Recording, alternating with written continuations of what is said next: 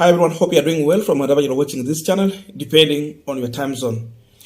Now, Raila Amolo Odinga had given William Samoei Ruto an ultimatum of 14 days to either sort out the things he had mentioned, and we are all aware about that. And if not, then he was going to call for the mass action. So today, it's the final day, and Raila Odinga has given William Samoei Ruto up to midnight.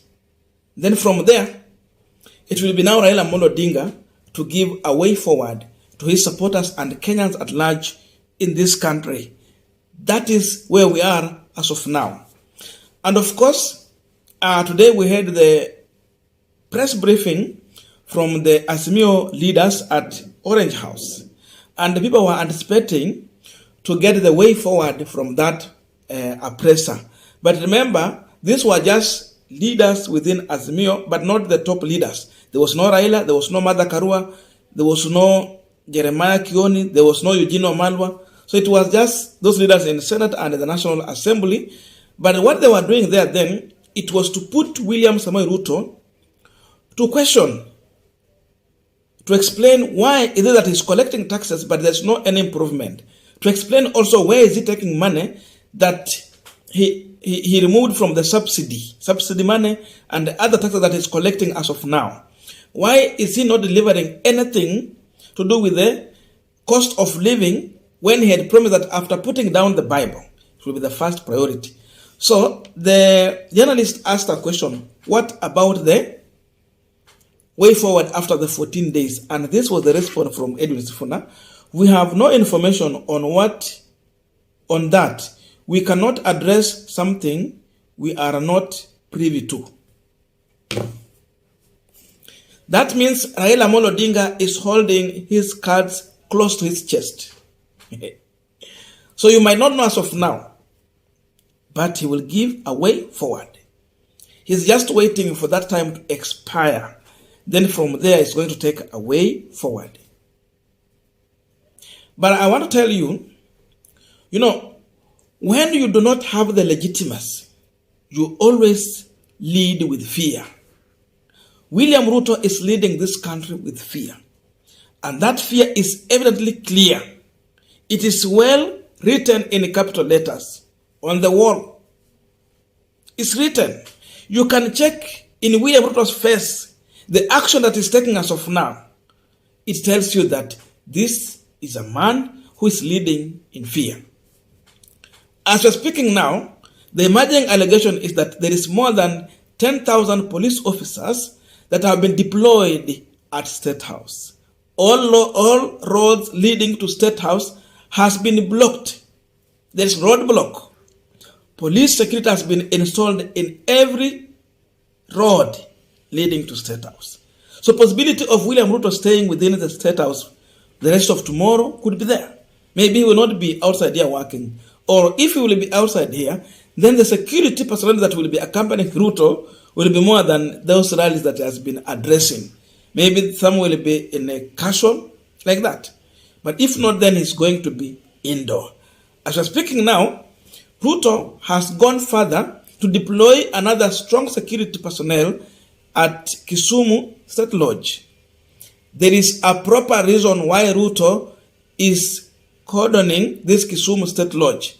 First of all, watch this video, then from there, I will explain to you and other reason and how also Ruto has been trying to reach out to Raila for a talk. Now, we are continuing with the panel discussion, but just a quick request for those who are watching and you have not yet subscribed, please consider subscribing. To our returning subscribers, I must say thank you so much. And again, to all our viewers, please give this video a thumbs up. Thank you so much. And back to this discussion. Now, in the previous video, I was telling you that William Samoei Ruto is trying every means possible to reach out to Raila Amolo Odinga. I know he cannot do it directly, but he's trying to do this one through the 5th president, Uhuru Muigai Kenyatta. But then the other issue is that it's like Uhuru Kenyatta is declining to take that call from William Ruto or to meet with William Ruto allies. Because now they have to meet with Uhuru Kenyatta, then discuss on how Uhuru can reach out to Raila Amolo Odinga so that they can sort this issue in the privacy, as simple as that, rather than going for the mass action. So already William Ruto, who said that hako tayari hata watu wafanya maandamano yao, he's looking for a way to cut a deal with Raila Amolo Odinga. He's trying to reach out. But Uhuru is putting his foot down. And people are putting their eyes on Raila Amolo Odinga.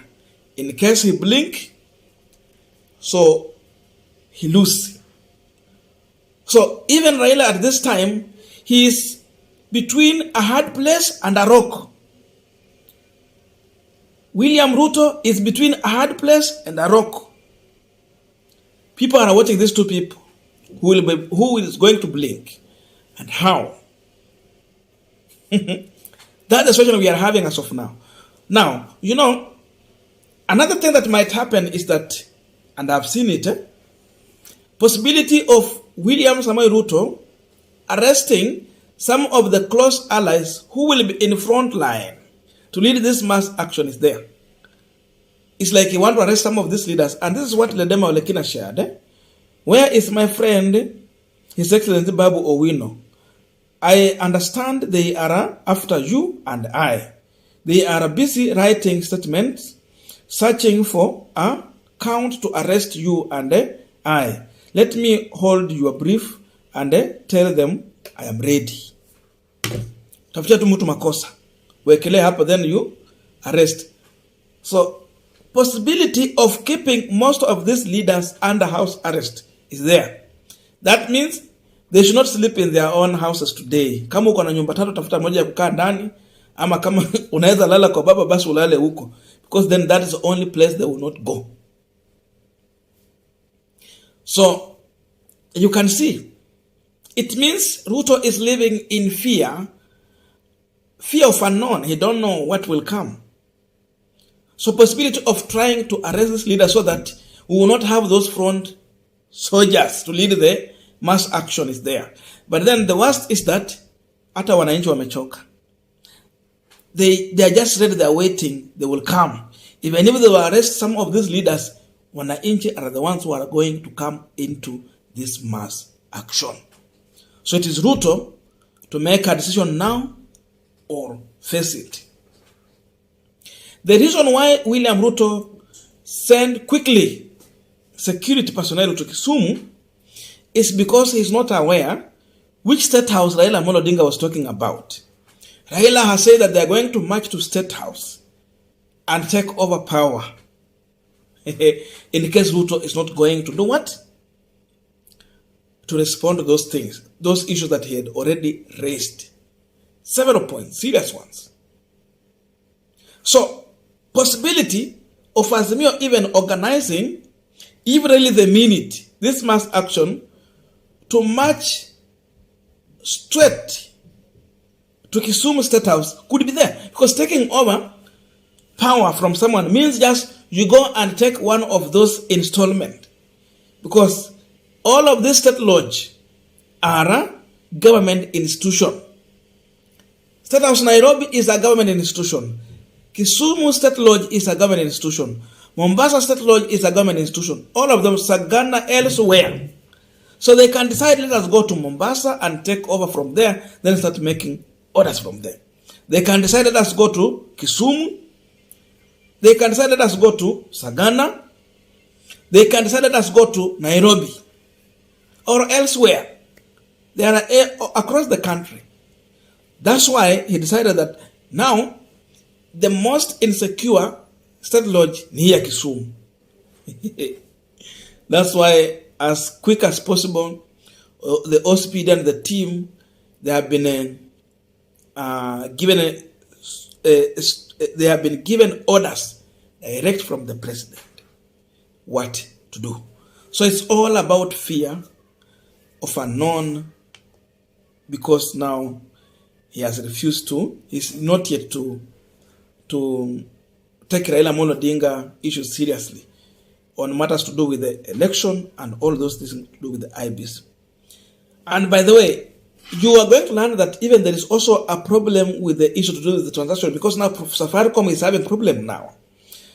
Several Safaricom users countrywide report crashing of overdraft services for Lisa. Safaricom yet to issue statement on cause of interruption.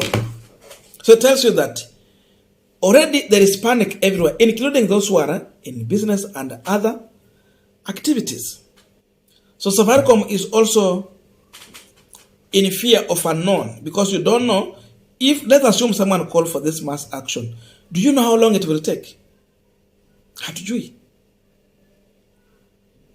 It might take long, or it might be sorted in one day. So they don't know, will Raila Amolo Odinga call for the mass action or he will not? What if we call for mass action? What will happen? What if we have a prolonged insecurity? So already there is that kind of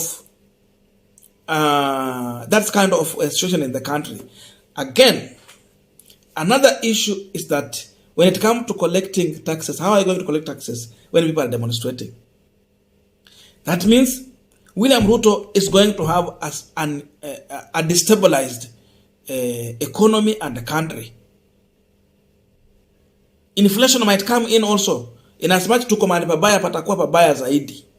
So that is what Ruto was waiting for. And this is what can happen when you have someone who gets to office with a seemingly ile mlango ya nyuma. Tuseme tu hivyo. Because it's like through IBC, you come to judiciary, it's like it was something that was organized earlier. When we cannot agree that you are in a country that is democratic, when we cannot agree that, despite Ruto had all those chances to do something to make life affordable. Many people will come to the street just because of high cost of living. And that will give Raila Amolo Odinga a chance to, to whip the emotion of Kenyans to do with the other issue to do with the stolen election, among other things. So the biggest advantage is high cost of living. If Ruto was smart enough, he would have sorted out the issue of cost of living. People are so much angry and they're just waiting to come out in their numbers.